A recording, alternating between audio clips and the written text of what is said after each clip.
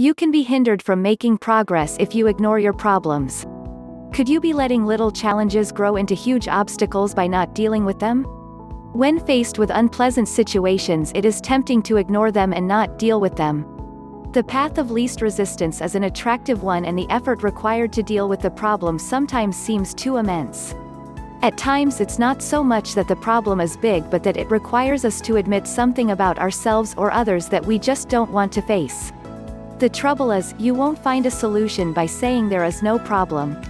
The longer you take to deal with your problems, the bigger they will grow and the harder it will be to sort them out. They are like weeds that grow in a beautiful garden. If not recognized and uprooted early enough, they will dominate the garden and choke the beautiful flowers in the garden. In fact, you will forget there was ever a lovely garden there to begin with.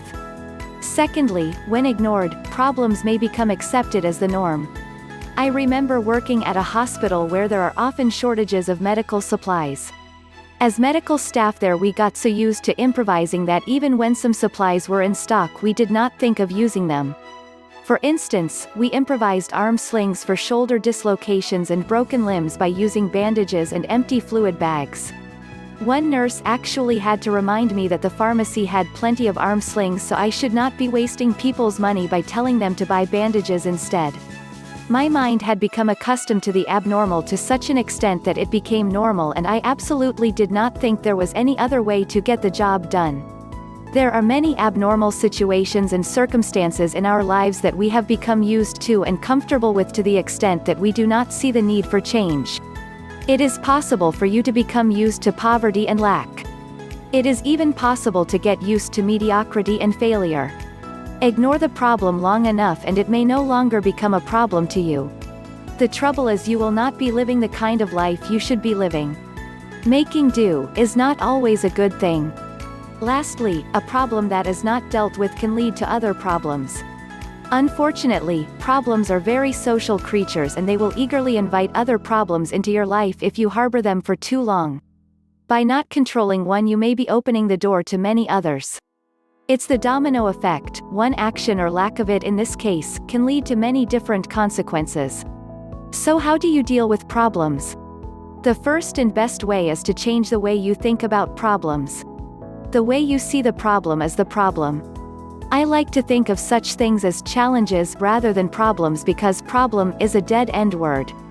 It leaves no room for solutions. When you regard something as a challenge instead, it leaves your mind free to think about how to respond to it. If you see it as a temporary obstacle, you are more likely to feel empowered and able to deal with it.